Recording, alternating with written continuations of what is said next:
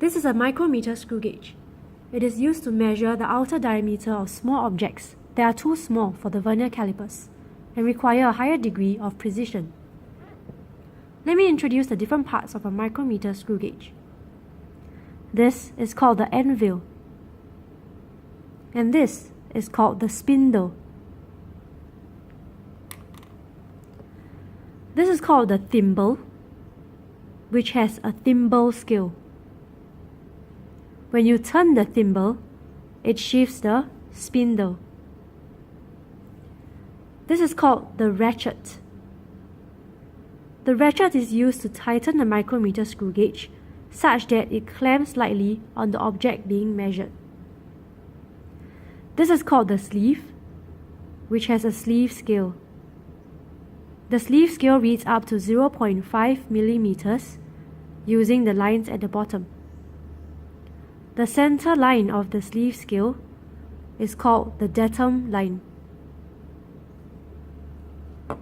Finally, this is called the lock nut, which is used to lock the micrometer screw gauge such that it does not turn when taking readings.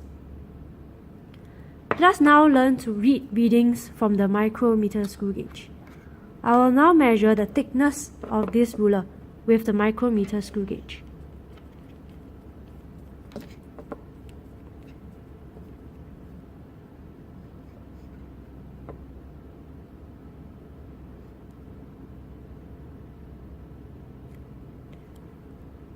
First, we read off the scale from the sleeve.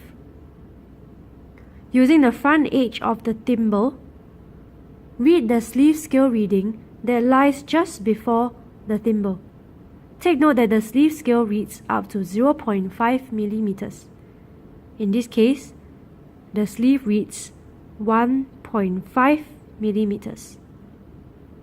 Then we read off the scale on the thimble by checking which marking on the thimble aligns with the datum line.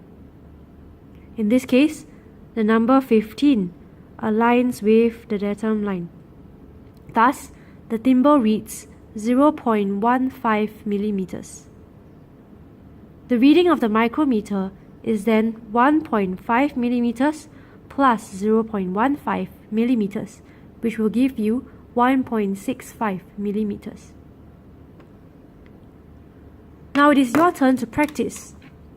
Following that, please take some time to understand what zero error is and how to account for it when making measurements with a micrometer screw gauge.